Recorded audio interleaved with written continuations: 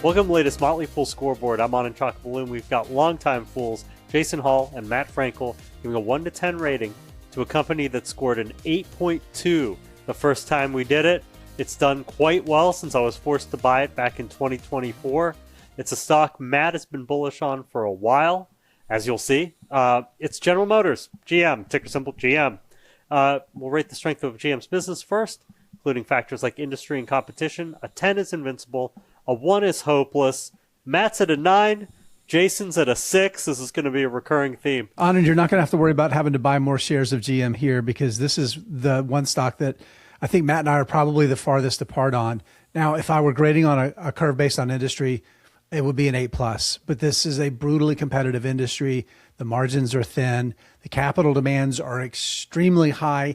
And, oh, by the way, it's also viciously cyclical. We can look at the books, the results that we just got. Revenues declining, costs of navigating the EV demand transition. They're costing GM billions of dollars already. And all of its legacy peers, along with it, are trying to predict like future demand while making money today. The decision to pull Cruise out of the robotaxi business, that I think that underlines how a leader in an area can quickly lose its place just by walking backwards. And that happens a lot in the auto industry. So I gave it a 9, as you said. And first of all, Anand, you're welcome for making me buy shares. Jason. Thank you. Yes. Jason's right about the competition in the industry and the margin concerns, but GM deserves a high score anyway. It's the number 1 in total U.S. automotive sales and the clear number 2 in EV sales, and that's new. Those are growing very fast, despite a much more crowded landscape in the auto industry than just a few years ago with all these new entries like Rivian and things like that. GM's software sales, which is things like OnStar, Super Cruise, and other subscription products, are growing really fast with 54% growth expected this year. It's a rapidly growing stream of high margin revenue that kind of can address Jason's margin concerns over time. And I applaud the decision to get out of that robotaxi business that was costing them billions of dollars a year while keeping Cruise's technology, which I have to say, as someone who owns a Super Cruise-enabled vehicle, is pretty excellent. Right. For management, a 10 is Warren Buffett. A 1 is Homer Simpson. Matt's at a 9. Jason's at an 8.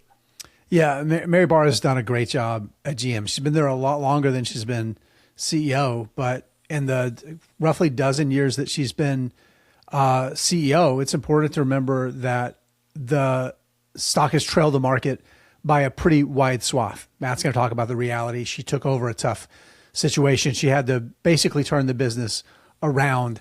I'm not saying any of those things to take a swipe at Barra.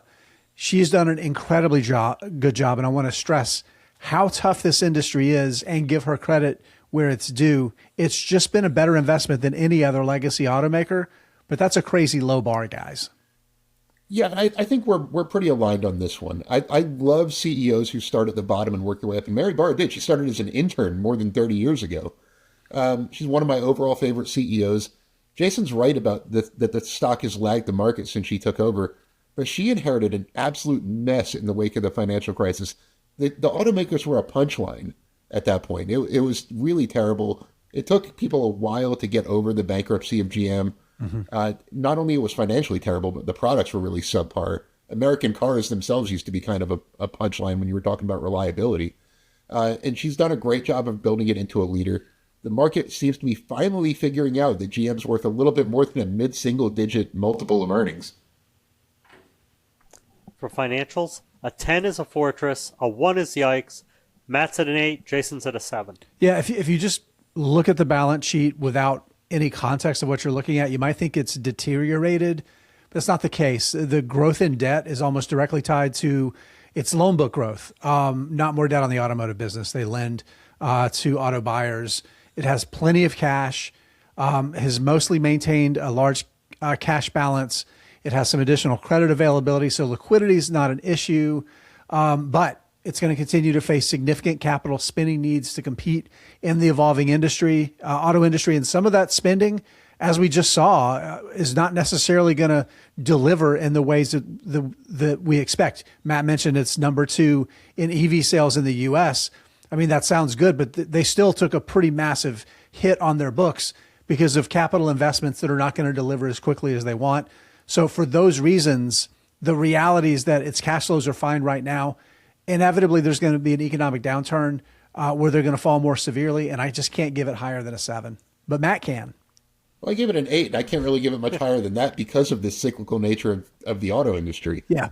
They have excellent financial flexibility. They're growing fast in the right areas. I mentioned software, generating free cash flow about $10 billion a year, 5.7% free cash flow margin. It's strong for an automaker, but software growth and EVs rapidly heading toward profitability as battery technology improves should expand this significantly over the next few years.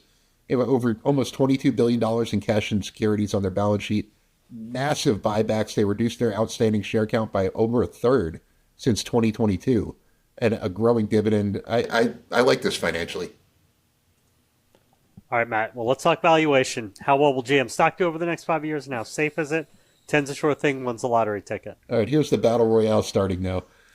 So I recently wrote an article predicting that GM would be a $200 stock within 5 years. So there's your answer. I'm predicting 15% plus returns over the next 5 years with a safety score of 7. The new buyback authorization implies an 8% reduction in shares this year alone, and that should continue as long as it stays this profitable. Margins should expand with EV profitability and software growth, lower interest rate environment. Don't forget about President Trump's $10,000 new tax credit or tax deduction for auto loan interest. It could create an excellent growth environment for the auto industry and GM in particular. There are a few stocks that I like that I think have better risk-reward dynamics than GM in the market. Yeah, my safety score is 7. I think that it's still reasonably relatively safe with Mary Barr running the show and the improvements they've made. But the big difference is the return profile. I'm thinking 5 to 10%. A ton of this great run that you've benefited from, Anand, was multiple expansion, not improved financial results. I agree. When this was trading for a single-digit earnings multiple, there was a lot more to like. But I think from here, these valuations, we're going to see returns that are more in line with kind of the more medium to longer term results. I'd be surprised if we get double-digit in annualized total returns. Yeah, share buybacks will help, but automakers are price takers. And all of the things that you're talking about, everybody else is doing.